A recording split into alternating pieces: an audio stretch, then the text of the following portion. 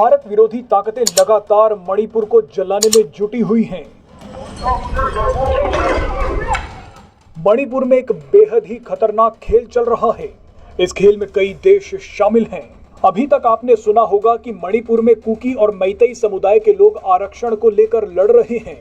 कई लोगों ने यह भी बताया होगा कि पूरे नॉर्थ ईस्ट को ईसाई बनाने की साजिश चल रही है।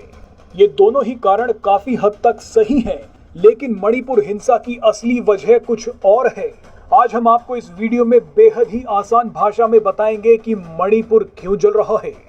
बताया जा रहा है कि मणिपुर में हो रहे खून खराबे के पीछे ड्रग्स का एक कुख्यात गोल्डन ट्रायंगल है। मणिपुर अफीम का स्वर्ग कहलाता है। यहाँ बड़े पैमाने पर अफीम की खेती होती है।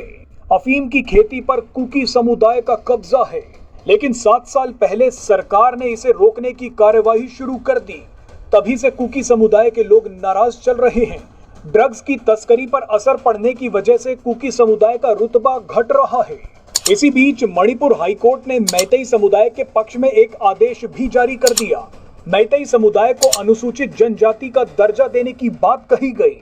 इसका मतलब ये हुआ कि मैतेई समुदाय के लोग उन इलाकों में भी अब जमीन ले सकते हैं जहां कुकी समुदाय के लोग अफीम का धंधा चला रहे थे।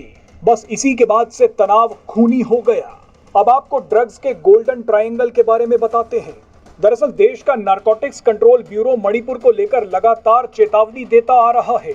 मणिपुर की सीमा म्यांमार से सटी हुई है। म्यांमार ड्रग्स के गोल्डन ट्रायंगल का सबसे महत्वपूर्ण हिस्सा है। गोल्डन ट्रायंगल म्यांमार, थाईलैंड और लाओस के बीच स्थित है। ड्रग्स के इस गोल्डन ट्रायंगल को साउथ एशिया में ड्रग्स सप्लाई का सबसे बड़ा स्रोत माना जाता है। इस ट्रायंगल में ड्रग्स सप्लाई करने के लिए म्यांमार मणिपुर से अच्छी क्वालिटी की अफीम खरीदता है। ये अफीम उसे कुकी समुदाय के लोग बेचते हैं। लेकिन 2018 में बीजेपी सरकार ने मणिपुर में वॉर ऑन ड्रग्स नाम का एक कैंपेन चला दिया। मणिपुर में जहां जहां अफीम की खेती हो रही थी उन्हें नष्ट कर दिया गया। कुकी समुदाय के लोगों को ये बात बिल्कुल पसंद नहीं आई। एक अनुमान के मुताबिक मणिपुर में 2 लाख किलो अफीम नष्ट कर दी गई है। इतनी अफीम से 8,800 किलो शुद्ध हेरोइन बनाई जा सकती थी। अगर हेरोइन बन जाती और उसे मार्केट में बेचा जाता तो उसकी कीमत 35,000 करोड़ रुपए होती। यानी कुकी समुदाय के लोगों को 35,000 करोड़ रुपए मिल जाते। इतने पैसे तो मणिपुर के बजट के बराबर हैं। लेकिन बीजेपी सरकार ने मणिपुर में ड्रग्स के धंधे पर सर्जिकल स्ट्राइक कर दी।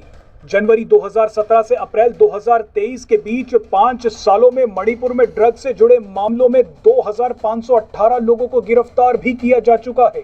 अब आप समझ सकते हैं कि कुकी समुदाय के लोग इतना गुस्से में क्यों हैं।